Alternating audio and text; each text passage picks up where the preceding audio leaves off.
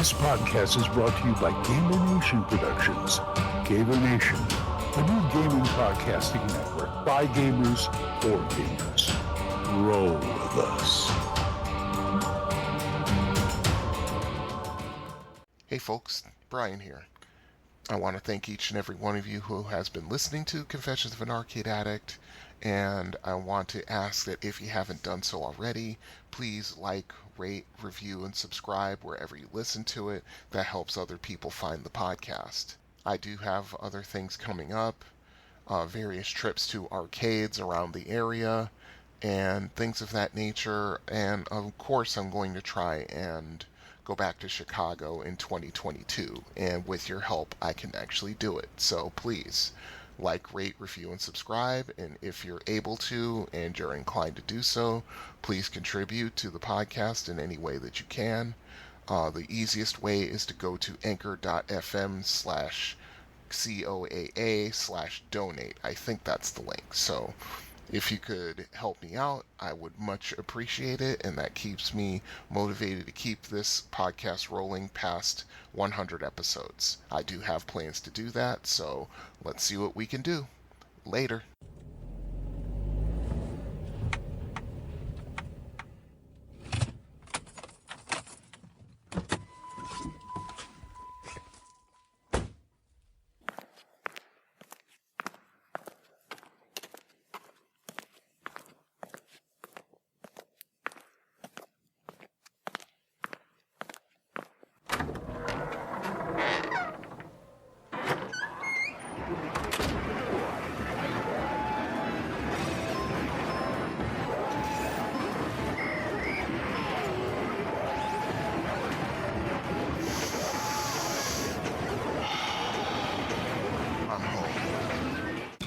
Welcome to the Confessions of an Arcade Addict podcast, an introspective look at video gaming from the classic era to the modern day. Now here is your host, Brian.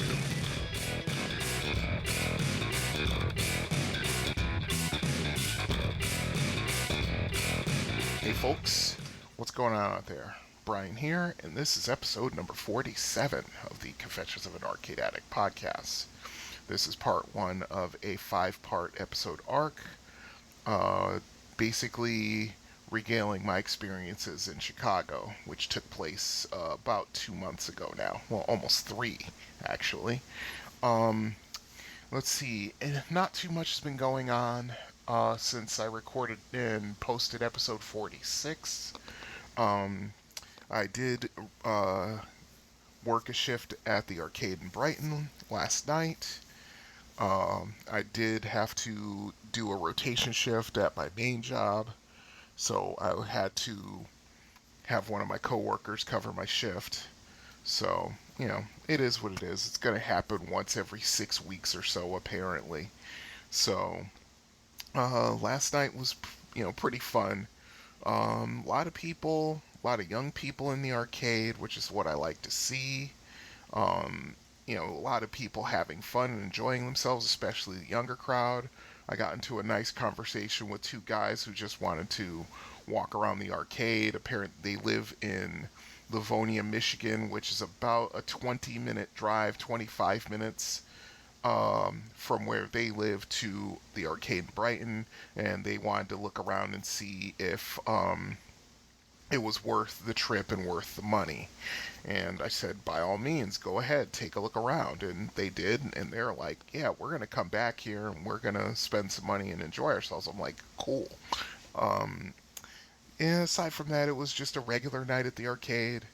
I showed up about an hour and a half early so I could actually play some games. Nothing really to write home about gameplay wise. I couldn't get it together on Time Pilot.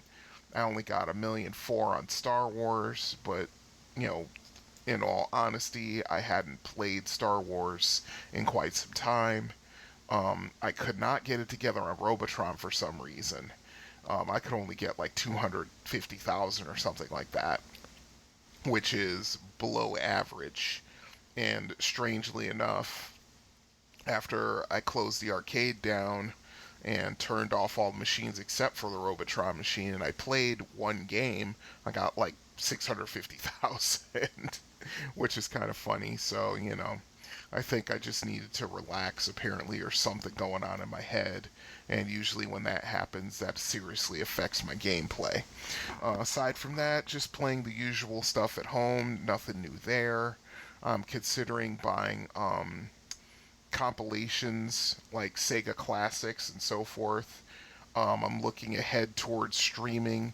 I'm probably going to try and start doing that sometime in the new year, maybe around February or March. Like I said, the Twitch account is all set. All I need to do is just buy the equipment and get a second computer to handle the streaming duties, and then off we go. It'll probably be, the way it's looking, it'll probably be a couple hours during the day and probably a few hours after I get home at night. And we'll just see how it goes from there. I'm going to try to get the word out, in the various outlets, saying, hey, I'm streaming on Twitch now, come and check it out. And if you like it, follow me, and we start that whole process. It's going to probably take at least a couple of years, if there's some traction there, because I'm going to play pretty much everything. I'm going to play arcade games, play console games, I'm going to play computer games, anything I can, stream, I will. A lot of my favorites I'm going to play, every once in a while, especially if something really gets my interest, I'll probably stream that as well. So we'll see how that goes. I mean, that's probably going to be first quarter, second quarter of 2022, so, stay tuned as always. Once again, I checked the emails and voicemails and everything else, and still nothing's out there, so once again, you have any questions, thoughts, comments, if there are any games that you want me to review that I haven't reviewed yet, get a hold of me, arcadeaddictryan@gmail.com. There's also a phone number for voicemails. That number is 734-743-2433. And I'm on social media as well, on Facebook, Instagram, Twitter, and Tumblr. On Facebook, just search for Confessions of an Arcade Addict podcast. It'll take you right to the page. There's a discussion group that goes along with that. I keep meaning to post topics and so forth in there, but real life keeps interfering, and so on and so forth. But I'm going to try and get some things rolling in there, and hopefully there'll be some, some participation to go along with that. On Twitter, my handle is arcadeaddict_B. On Instagram, I am arcadeaddictbrian. I do check Instagram more than the other two sources aside from Facebook. That's the easiest way to get a hold of me aside from Facebook, so if you want to get a hold of me that way, please do so. And on Tumblr, it is tumblr.com/blog/Confessions of an Arcade Addict. So once again, multiple ways of getting hold of the show, and I await your participation. I see I've been getting a ton of likes on Instagram lately, especially when I post pictures from the arcade and so forth, which is cool, so I'm alright with it. So, that's something at least. So, alright, let's get on with this, because I've got quite a bit to talk about here. I wrote everything out. All 5 parts to the Chicago trip are done. I'm probably going to go back to a slightly accelerated posting run through this. Normally I would record an episode and then I would sit on it for a couple of weeks and then edit it, spend 1 week editing it and then posting it, so it's like a 1 month turnaround. I think I'm just going to do it every 2 or 3 weeks, depending, of course, on how my free time goes. Because, there are some people out there who have said they're waiting for my thoughts about, my experience in Chicago. So, without any further ado, let's get right to it. Story time.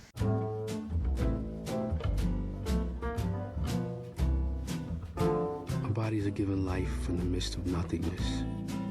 Existing where there is nothing is the meaning of the phrase, form is emptiness. That all things are provided for by nothingness is the meaning of the phrase, emptiness is form. One should not think that these are two separate things. Okay, story time. Initial thoughts on the Chicago trip and planning it out. Okay, I've been on Twitch for years. I want to say it's close to 8 years now, 7, 8 years at least. I went on there just after the name change from Justin.tv to Twitch after Amazon bought it in 2014. I found quite a few people to follow based on my gaming interests, which back then was poker, Marvel's Superheroes game, rest in peace. I still feel sad every time I even think about that game because I had so much fun playing it. Retro gaming, arcade gaming, RPGs, and a couple of other genres. I had also been to Chicago back in 2006, which was fun, but I went there for different reasons back then. I started following Jack Danger, a pinball streamer. I think I started in either 2013 or 2014. He's based out of Chicago, and I found him funny, and it was entertaining to watch him get a hold of a pinball machine he knew nothing about and just dismantle it with his skill. And through the years, he would get better. You know, it wouldn't take him long to, just completely wreck a game.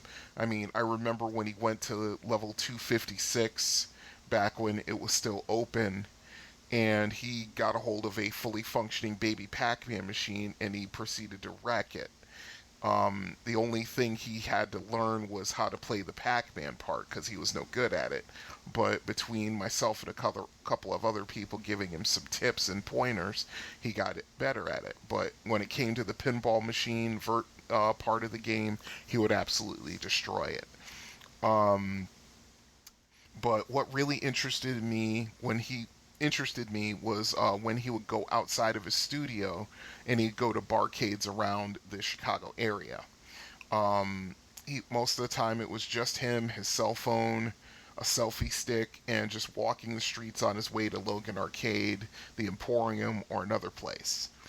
He would sometimes bring his streaming rig with him, which was this framework that he would assemble and attach multiple GoPro cameras to, and he would stream playing machines live through Twitch from multiple angles. He'd have one camera pretty much facing him, one camera on the game board, and then another one on either the digital score readout or the DMD. And that way you knew what he was doing, how he was doing it, and the scores he would get. So that was pretty cool. I could only imagine, though, back then what his data bill was. It had to be absolutely horrific. He did this for years, but he more or less stopped doing it once the pandemic hit. Also, on top of that, he would... I think he's about to become a legitimate full-time employee at Stern, and that's going to change things for him. It's going to change things for the better for him. I wish him all the best in that. I mean, I will say I'm going to miss him, going on location to places, but it's fair to say that his life has done a lot of changing in the last year and a half, as has it done for us all, right? But he wasn't the only one who got my attention. Greg Hansen was another infrequent streamer that I would watch. I discovered him through YouTube and his series called Arcade Impossible, where he would work out a deal with somebody, get in his vehicle with a bunch of his friends, drive to the location to where he would purchase an arcade game, pick it up, and more often than not, it wasn't working correctly. Then they would drive it home, fix it, and he would put it in his basement. He always had an ambition, a dream, if you will, to have an arcade in his house, in his basement. And through deal making and, shrewd purchasing here and there, he was able to do that. From what I understand, the last time he did an episode of his podcast, which was, oh my goodness, like early, no, I'd say probably about springtime 2020. Or, no, it was later than that. I'd say probably like fall 2020 or something like that. I have to look at my iTunes and see what the last one was. But he was getting away from doing the arcade in his basement stuff. That's what I gleaned from what he was talking about in his podcast. He has several games that he's going to keep. Like he has the Robotron prototype machine that he was able to purchase, and he keeps that in his office. And he bought that for, I don't know how much he paid for it, but it had to be a pretty penny because that's a piece of gaming history, which was pretty cool. And, I think he puts out an episode of Arcade Impossible maybe one every 6 months or so now. It was a little bit more frequent back in the day, but like I said, things have changed and probably changed for him as well. Let's see. The one thing that really blew me away about Arcade Impossible was the time they were able to purchase a Cocktail Asteroids machine for $25, and the screen wasn't working, which is probably why the seller sold it so cheaply. And all it took was some minor adjusting once they got it home. I think they reseated some of the chips in the board, and the thing ran like new. It was it just filled me with jealousy. But yeah, I would watch him when he would stream on Twitch, and I've mentioned him on this podcast, like his quest to score 100 million on Robotron and things like that. He would also go to places around the Chicago area, and very infrequently he would stream it, and that was cool. But the one who really got my interest in the Chicago area peaked was Doc Mack and his world-famous arcade, Galloping Ghost. I can't remember when he started doing it, but he used to stream world record attempts and reveals of the new games that he would put on the floor of the arcade. I think I watched him through 2, maybe even 3 expansions of the arcade, and over the years saw the total of games go well up over 800. And that's where it is right now. I think the total's like 835 or something like that. Somewhere around there. So considering that the arcade scene here in the greater Detroit area didn't really start taking off until about 2017 or so, I was fascinated by the city that I would start calling Arcade Central. I started promising myself that I would go out there one day, if only to take a train there, go to 1 or 2 places, crash in a cheap motel, and go home the next day. That was something that was in my head for years, but my financial situation was horrible throughout that time, and I couldn't even afford to purchase the train ticket to and from Chicago, which is only 3 or 4 hours drive away. From 2019 to early 2021, I was working a full-time job and 2 part-time ones. I was in a constant state of tired and was barely able to pay the bills, but then some things broke my way during the pandemic. Yeah, who would have thought it, right? Including getting a main job that was much less stressful on me and taking a Saturday night shift at the arcade in Brighton. And because of those moves, I was able to get a little financial wiggle room. So that's when I started making serious plans to go to Chicago. I took the plunge in late June when I started making rental car and hotel reservations. Anyone who's listened to this show, I know I talked about it. And I was saying to myself, if I didn't put my foot down and just go through with it, I would find excuses not to, or circumstances would conspire for me never to be able to do it. So I just said, screw it. I have the money, I can get the time, so let's just go for it. So I did. Once I cleared my schedule for 4 days, once I made those reservations right around the Labor Day weekend, that was a mistake, I got the time off, and through the next month and a half or so, I hope and prayed that nothing would come up to force me to cancel the trip.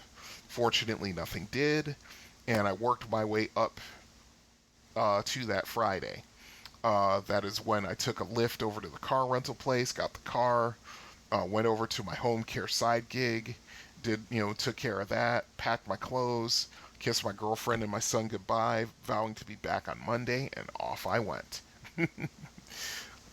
Okay, so I do have some I do have an on the road segment, so I think I'm going to stop it right there. So that was story time. And this is part 1 of 5. So let's turn right around and go into Are You Experienced? I'm too old for this.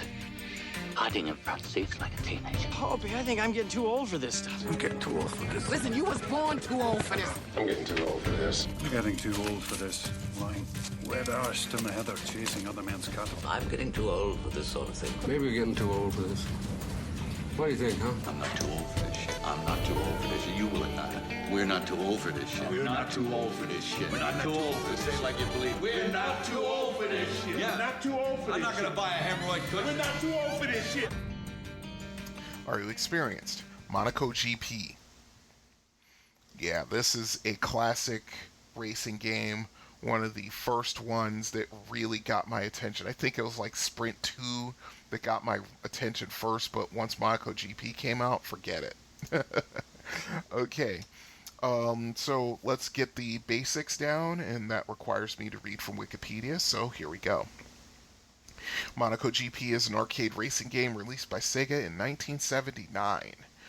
One of the last Sega games to use TTL chips instead of a microprocessor CPU, the game has players race against a clock and pass rival racers while attempting to earn points driving through 5 areas. The game was commercially successful in arcades. In Japan, it was among the top 3 highest-grossing games of 1979 and top 5 in 1980, while in the United States it was the top-grossing driving game of 1981. It continued to regularly appear on Japanese arcade charts through 1983 and made a record number of appearances on U.S. arcade charts from 1980 through 1987. Wow. An upgraded version, Pro Monaco GP, was released in 1980. Monaco GP was ported to the SG-1000 in 1983. The series also had later releases, Super Monaco GP and Ayrton Senna's Super Monaco GP 2. Monaco GP was one of the latest arcade games made by Sega to use transistor logic based on discrete logic circuits instead of a microprocessor-based central processing unit. Over 100 chips across 2 circuit boards operate the game. Sprites and other images such as the cars and game over message are stored in small custom ROM chips. Sound effects such as the car's engines, a siren, and the sound of wheels slipping on pavement are generated by operational amplifiers and other analog circuitry. The scoring information appears on various LEDs located on the cabinet, including the player's score and the high score table. The main objective of the game is to race against the clock. Points are awarded as the player races through 5 areas. As the game progresses, rival cars controlled by the game get faster, the road narrows, and the road surface changes to ice and gravel. Multiple styles of arcade cabinet exist for this game, including a deluxe cockpit cabinet which was designed in approximation to sitting behind the wheel of a race car with a padded steering wheel and accelerator pedal.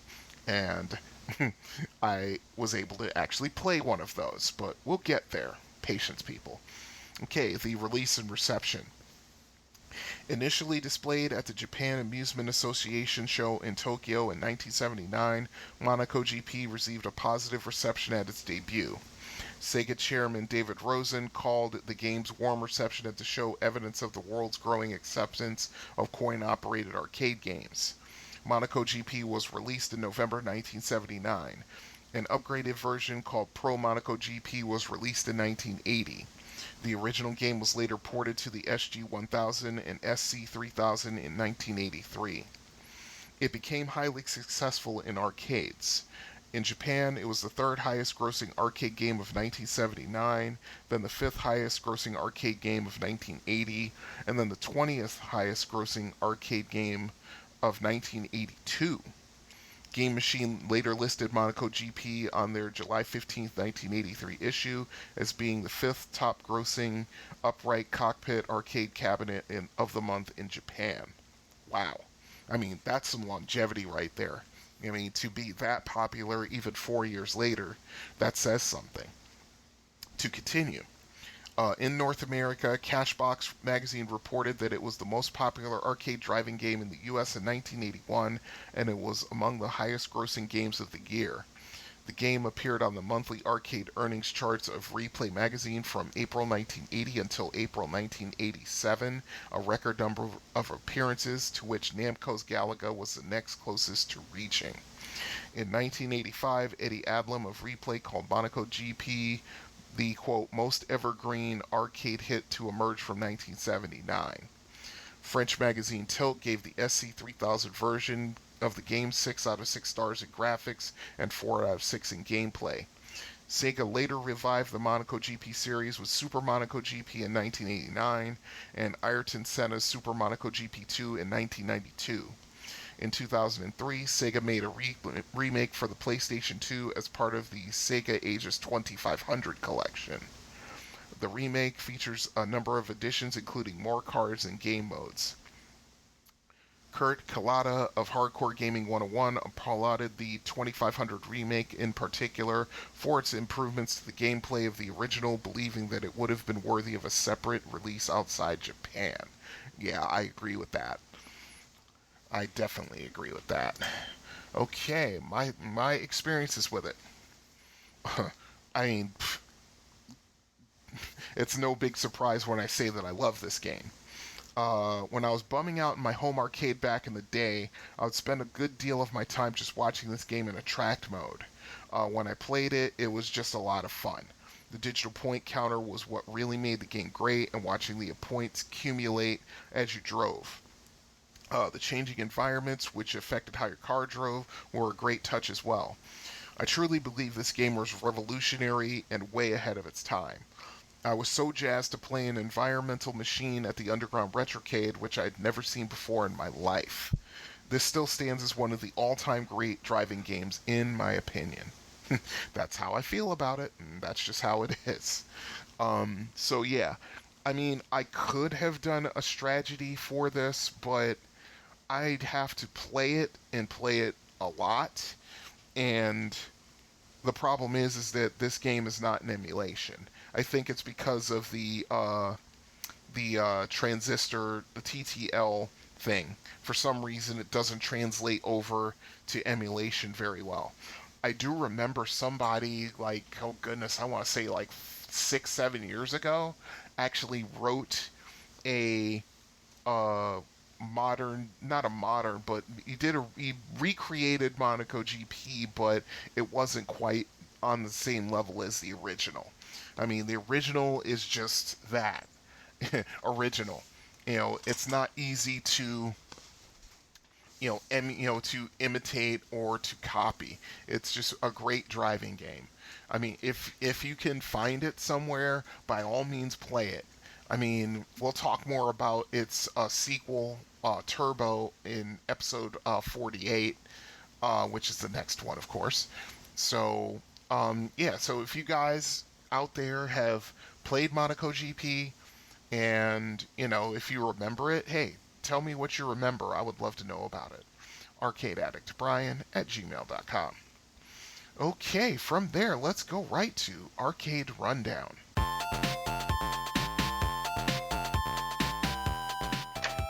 Good morning, Mr. Phelps. Your mission, Jim, should you decide to accept it, is to make Stefan believe Townsend's information.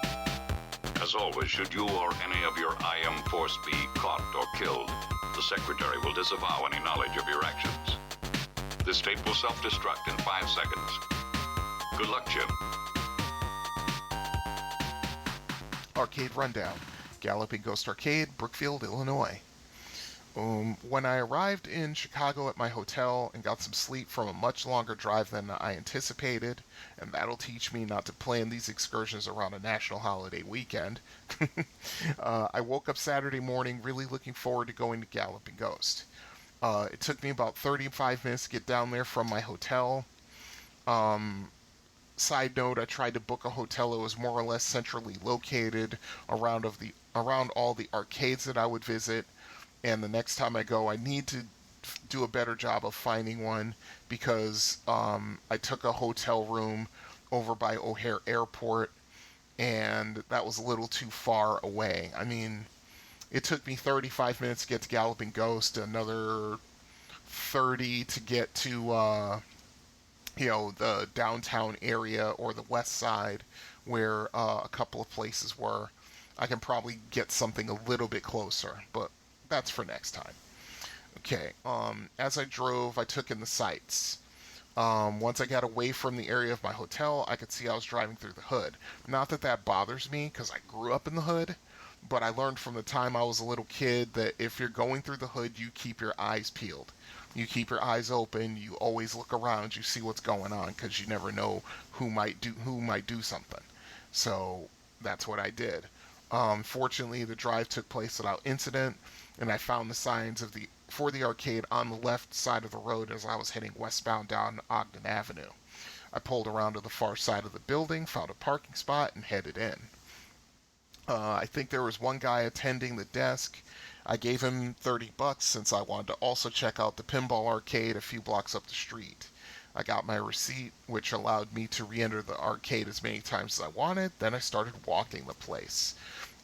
And yeah, I always, when I go to an arcade, especially a big arcade, like this one, yeah, I always take time to walk the arcade first just to see what's going on and, what machines are functioning and what machines are playing. So yeah, that's what I did.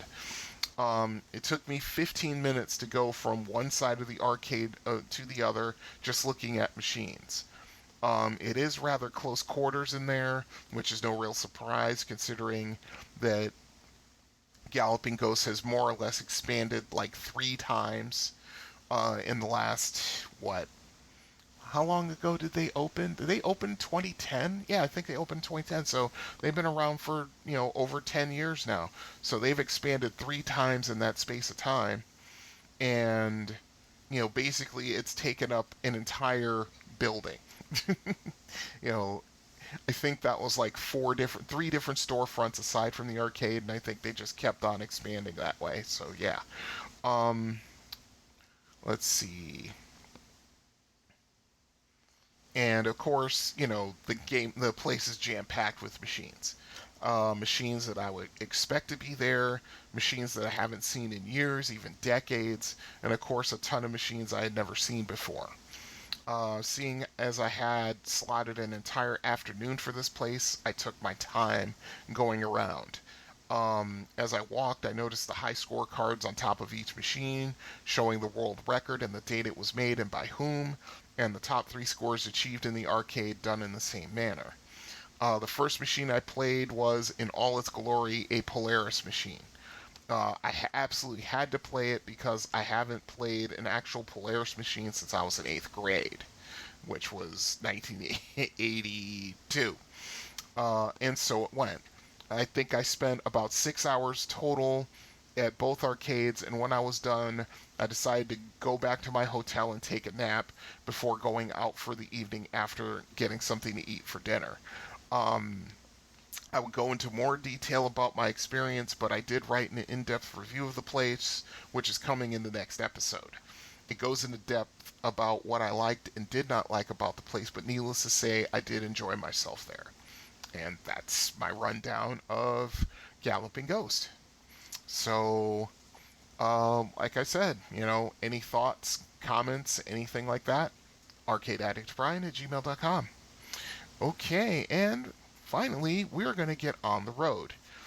This is the first part of my on-the-road notes for these places that I went to, although the first one is just, while I was driving down Interstate 94 heading towards Indiana once I got out of the Ann Arbor area. So I haven't listened to this well, I'll listen to it when I do the editing for the podcast, but I have not listened to this since I recorded it. So it's been almost 3 months since I recorded it, so I've kind of forgotten what I said. So let's find out what's on it together, shall we?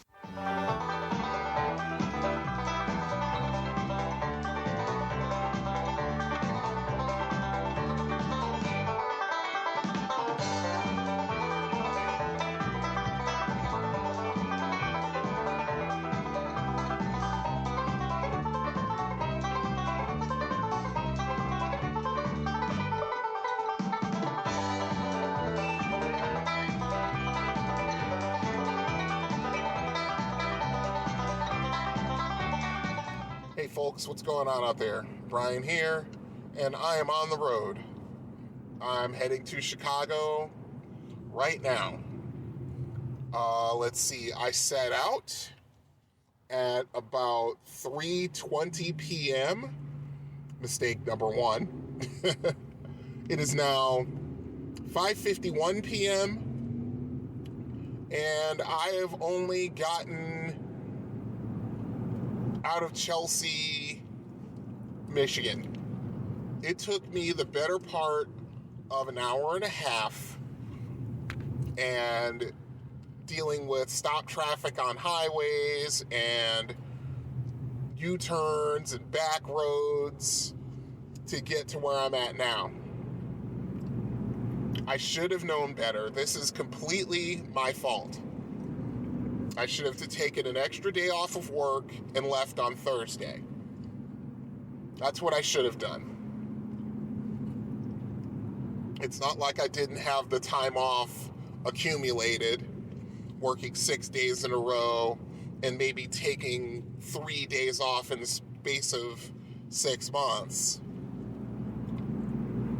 But yeah, this is on me. I should really know better than to try and take a drive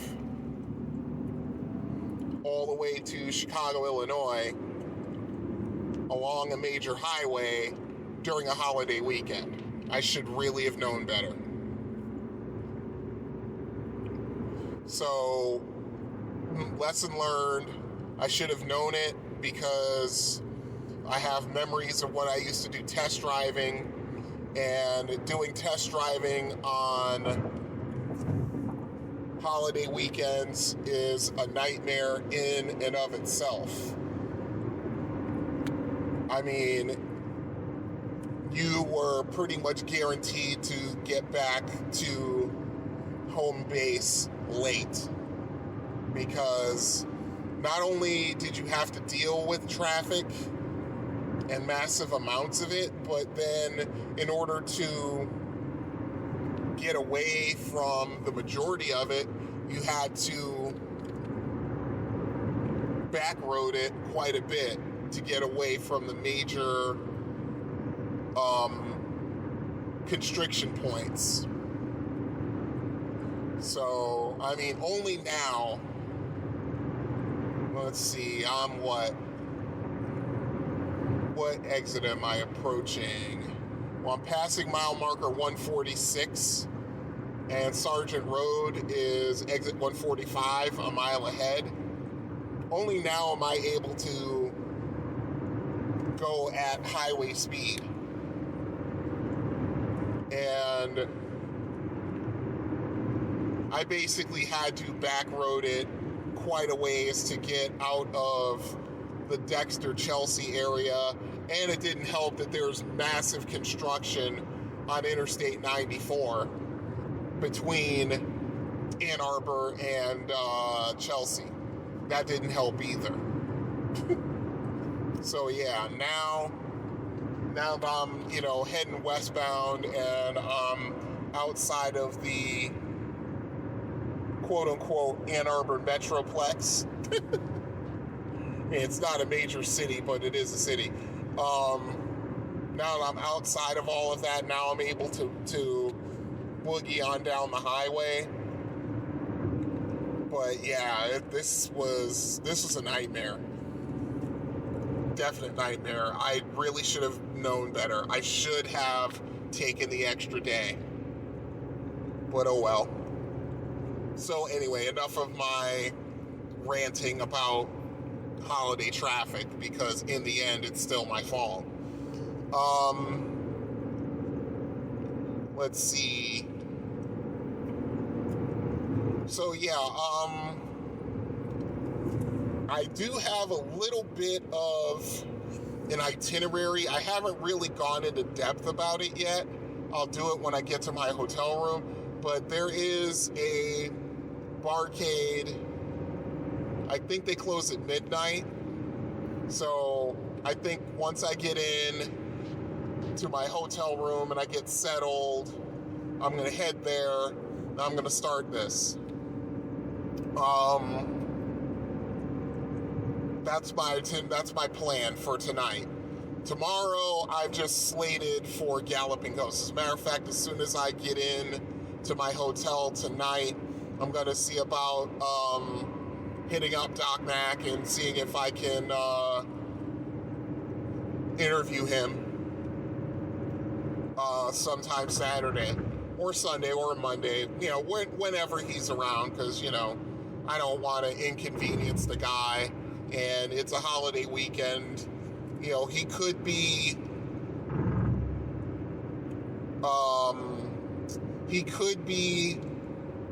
doing something for, gotten out of Dodge for the holiday or whatever. But I mean, if he's around and he's amenable, yeah, I want to interview him. I got questions for him because, yeah, there's some things I want to know. But we'll see. We'll see how it all comes out in the wash. I mean, hopefully I can at the very least meet the guy. I mean, the guy is an arcade visionary. Dare I say, a legend in the industry. I mean, he's got the world's largest arcade. I don't think there's an arcade on the face of this planet that's bigger. When you've got 825 machines, you've got 3 wings of the place, and then you've got a studio, an auto garage, and a pinball arcade, which I'm also going to check out. What can you do? I mean, you're just the man. That's just the way it is. There's no getting around that.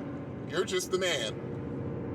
So, yeah, that's my major ambition for Saturday, because where I'm posted up in Chicagoland, it's not that long of a drive to get to Galloping Ghost.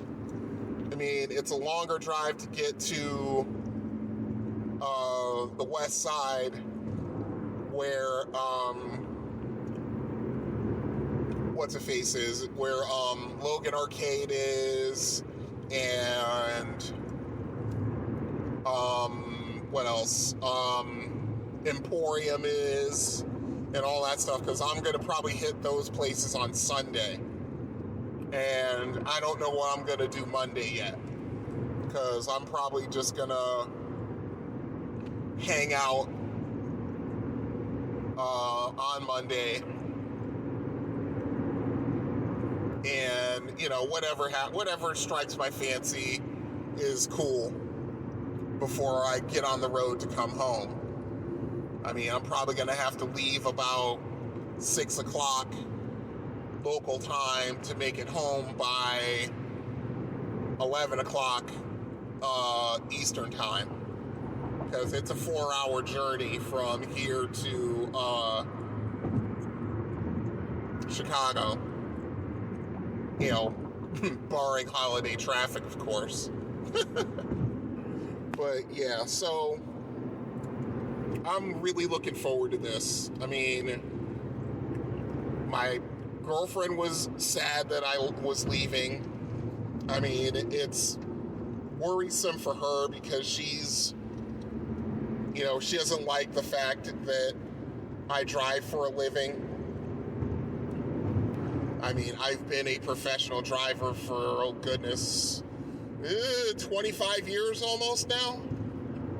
And this is just my chosen vocation. That's what it is. And, you know, she's lost family members in automobile accidents. And, you know, she's been in several automobile accidents herself as a passenger and a driver, so I get it. But at the same time, it's like, you know what? This is just how it's going to be, sweetheart. You just got to deal. My son wasn't happy, but then again, you know, he likes being around me when he's home, you know, whether he wants to, you know, play a game with me or, you know, he's just coming in the room and just doing something silly to get my attention. That's just how it is. You know, that's just who he is. He's a daddy's boy. You know, like I've said before, I knew it from the moment that he came out of the womb and they put him in my arms and he grabbed onto my pinky with a Scorpion Deathlock level grip. To when I knew this boy was going to be more or less a powerhouse. So, you know, I mean, in the end, you know, I'm not worried per se, but at the same time, it's like, yeah, neither one of them wanted me to leave, but you want to know what? I had to. You know, we're talking 7, I'd probably say 6 years. No, I'd take that back. I'd say probably closer to like 10 years. No, not 10. No, it was what, 2013? Yeah, 2013. So 8 years. 8 years since, you know, I've had, you know, I've taken time for myself between working multiple jobs, taking care, making sure everyone around me, who I'm responsible for, is taken care of, you know, and when it comes down to it, as much as I love doing it, like a jaunt to the arcade is not going to cut it. There comes a time where I need a few days just for me. And that's just how it is.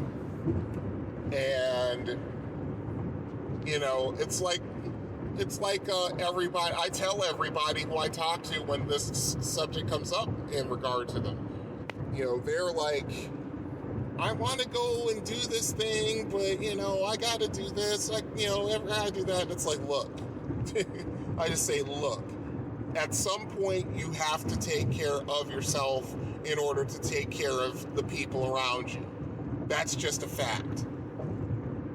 There's, you know, and another thing, it's like, oh, but, you know, I don't want to do it because, you know, I'm being selfish. And I'd be like, look, there's good selfish and there's bad selfish. Good selfish is doing the things to take care of yourself, you know, to recharge your batteries mentally, physically, and spiritually. You know, bad selfish is just doing what you want and everyone else around you can just go hang. You know? That's what bad selfish is. You know, bad selfish is just not caring about anybody whom you are responsible for. You know, like, you know, your spouse, like your kids, you know, family members to a certain extent.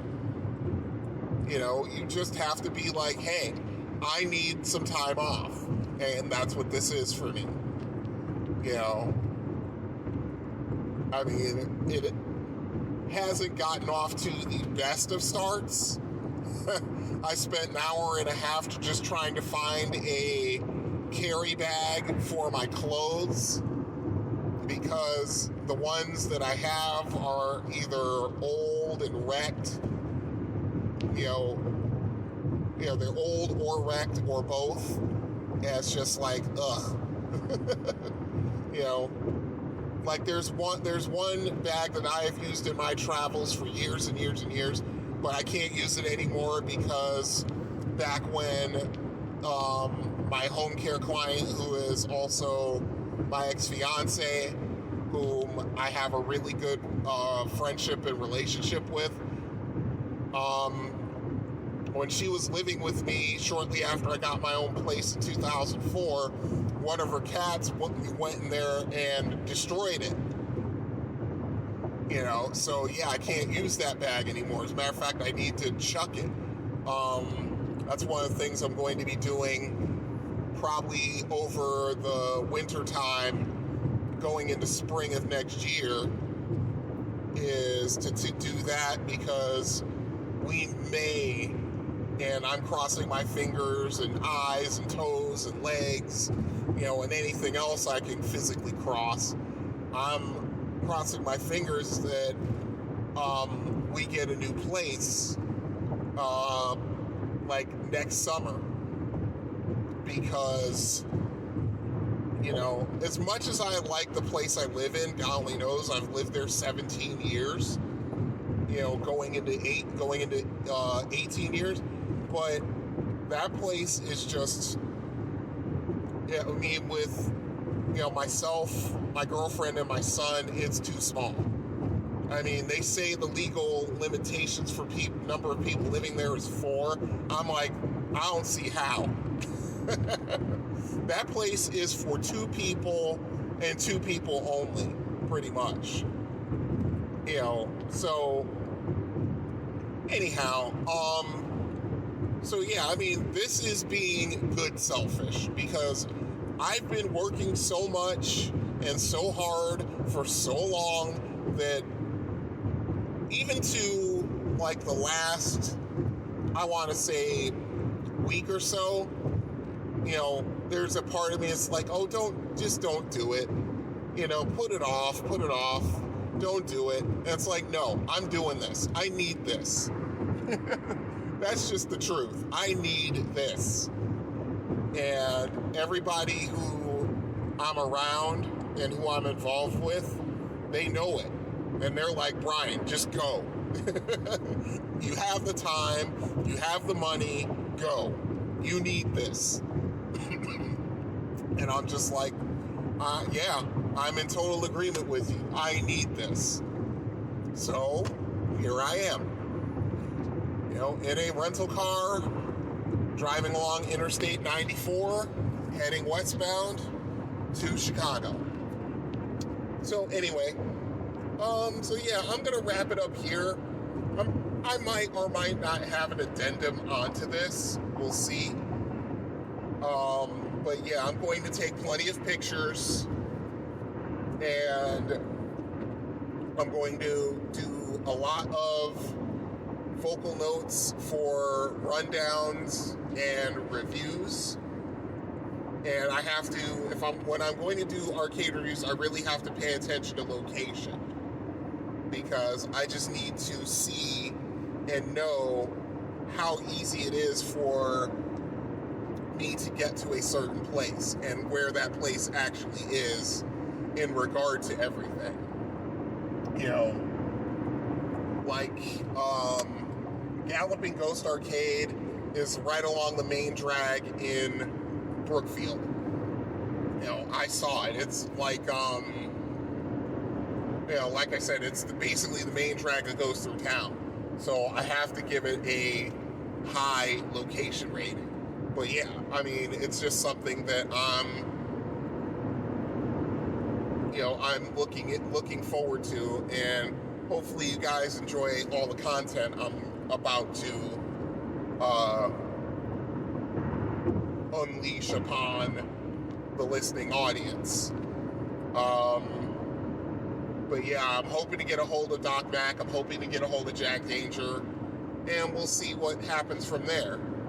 So, okay, this is more or less part 1 to this on the road segment for my trip to Sweet Home Chicago. So I'm gonna leave it right here, and if there's an addendum, I'll of course I will add it in and, you know, string it all together so that it sounds pretty seamless, but we'll see.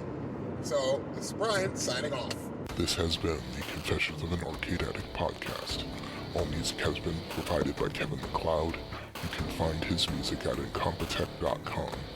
You can contact the show by email at arcadeaddictbrian@gmail.com, or you can call and leave a voicemail at 734-743-2433. Until next time, you have been listening to the Confessions of an Arcade Addict podcast. See you then.